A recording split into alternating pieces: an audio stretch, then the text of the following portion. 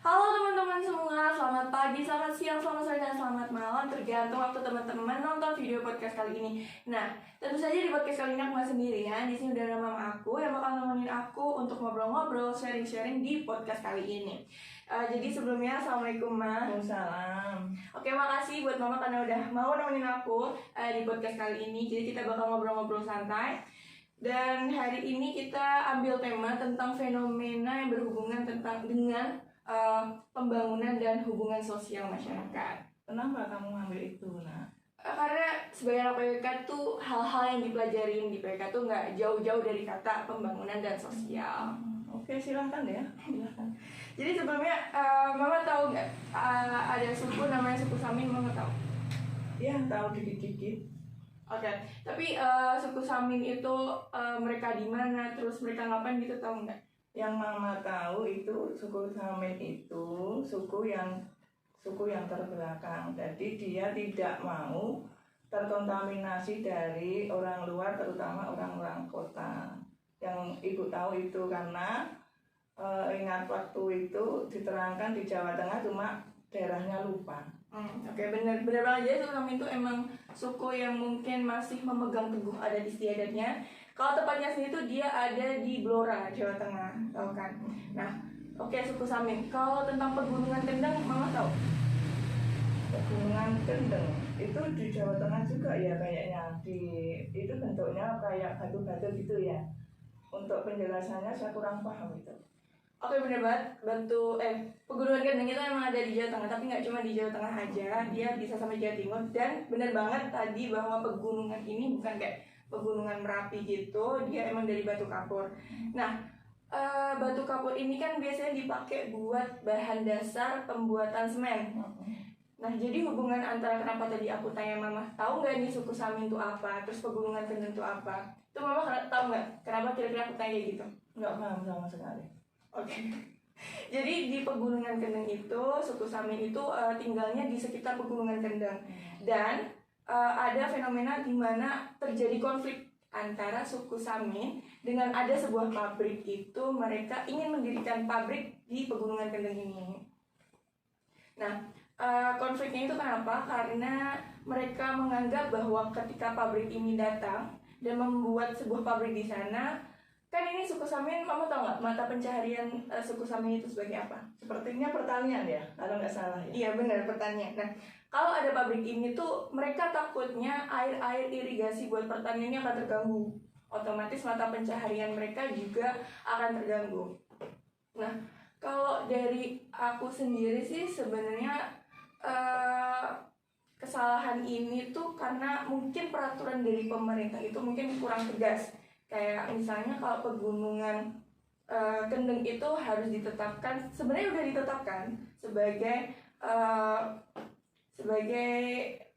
seperti kawasan konservasi geologi. Jadi kalau semisal ingin dibuat pabrik di sana seharusnya itu tidak dilakukan. Tapi kalau dari sudut pandang mama nih melihat fenomena kayak gitu tuh gimana? Untuk mengenalkan dunia luar bagi suku Samin, kalau Ibu ya pemerintah setempat mengadakan pendekatan dengan cara penyuluhan, kemudian pengertian. Jadi tidak bisa dari pemerintah setempat tiba-tiba ini tanahmu mau tak bikin ini gitu. Jadi selalu ada pendekatan gitu. Nah, seperti itu. Oke, jadi kayak komunikasi lah. Komunikasi itu penting sekali karena dia tidak pernah keluar kota. Iya, dia pakem di daerahnya. Apalagi menurut suku Samin ini mereka tuh untuk keluar dari mata pencaharian petani itu agak susah ya, karena mereka menganggap bahwa pertanian ini sebagai pekerjaan yang mulia dari nenek moyang mereka. Jadi kalaupun nanti mau pekerjaan yang lain itu agak susah. Jadi dia memegang teguh apa yang disampaikan kata-kata nenek moyang mereka. Benar banget.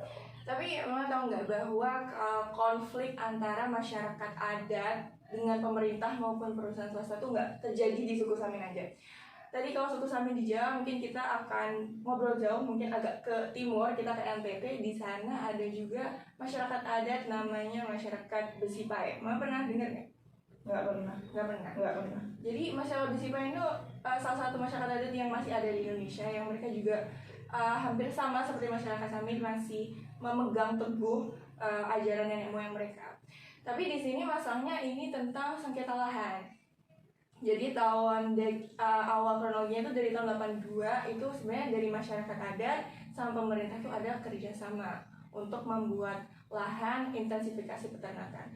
Tapi karena proyeknya itu nggak berjalan mulus, akhirnya 5 tahun kemudian, tahun 87 itu proyeknya ditutup, gagal. Tapi dari pemerintah sendiri tuh nggak mau, kalau gagal tuh ya udah, itu nggak mau. Akhirnya mereka memperpanjang kontrak sampai 2012. Nah, mulai konfliknya di sini. Karena mereka itu perpanjang kontrak sampai tahun 2012, ini dari pemerintah tuh ada beberapa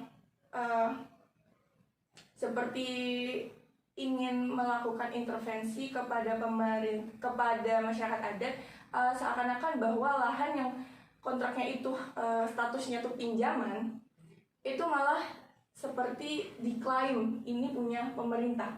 Sedangkan masyarakat adatnya nggak terima dong. Kalau ini kan kita kan statusnya seperti kontrak. Tapi kenapa setelah tahun 2012 kontraknya ini habis, seakan-akan kontrak tersebut tuh diklaim ini jadi tiba-tiba masyarakat punya pemerintah. Sedangkan jadi masyarakat Besipa itu nggak punya hak atas lahannya sendiri. Tapi benar banget yang Mama omongin tadi, bahwa ketika hal tersebut terjadi, yang paling benar dilakukan adalah komunikasi. Tapi kalau menurut Mama nih, tadi udah aku ceritain tentang masyarakat Besipa itu gimana? Sama.